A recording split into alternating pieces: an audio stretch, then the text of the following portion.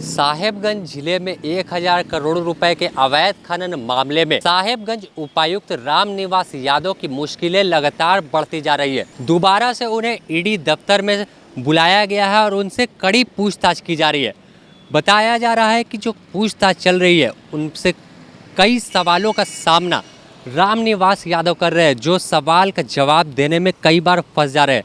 मुख्य रूप से जो कुछ सवाल है ईडी के अधिकारियों के उसमें कि साहेबगंज जिले में इतनी बड़ी मात्रा में भारी संख्या में 1000 करोड़ रुपए के अवैध खनन की गई है, तो इस मामले में उपायुक्त ने आखिर क्यों कोई कार्रवाई नहीं की थी?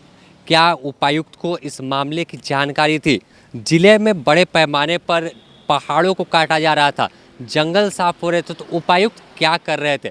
इसके अलावा जो आरोप साहेबगंज डीसी पर लगा है कि जेल में बंद रहे थे, पंकज मिश्रा से वह कांटेक्ट में थे और कई बार फ़ोन पर बातचीत कर रहे थे, तो यह भी सवाल ईडी के अधिकारियों उपायुक्त से पूछ रहे हैं कि आखिर जब जेल में बंद थे तो आपसे क्या कुछ बातें हुई थी।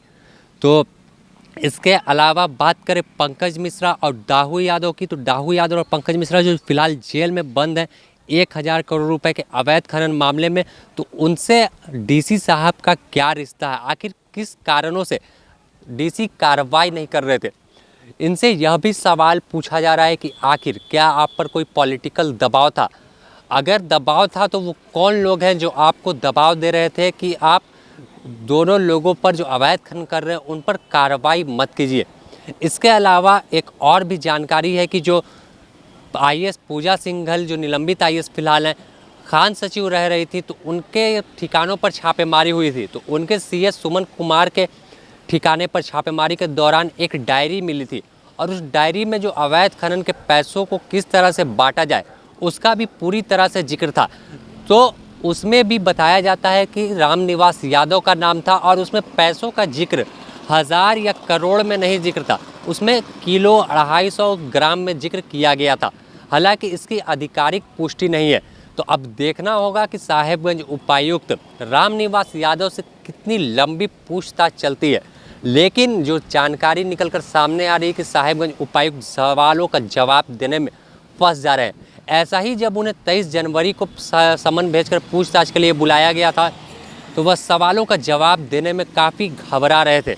उपायुक्त रहते हुए आखिर किस तरह से वहाँ पर अवैध खनन हुआ तो क्यों नहीं रोका था? ईडी के अधिकारी बार बार यह सवाल दाग रहे हैं।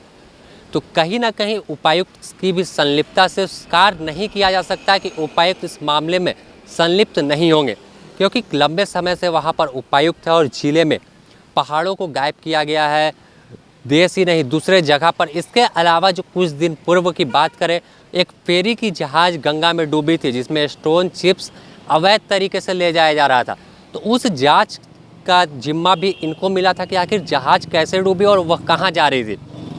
इस पर जो बात करें कटिहार जो बिहार में है, वहां के डीएम की रिपोर्ट कुछ और थी और साहेबगंज के जो डीसी हैं इनकी रिपोर्ट कुछ और थी।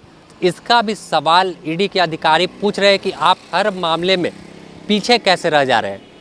उस पर जो चिप्स लदा था उसमें आपने अवैध था या वैध, इसका जिक्र अपनी रिपोर्ट में नहीं किया था। तो अब देखना होगा कि ईडी की कार्रवाई और कहां पहुंचती है। लेकिन जो जानकारी है कि मुश्किलें अब उपायुक्त की काफ़ी बढ़ने वाली है।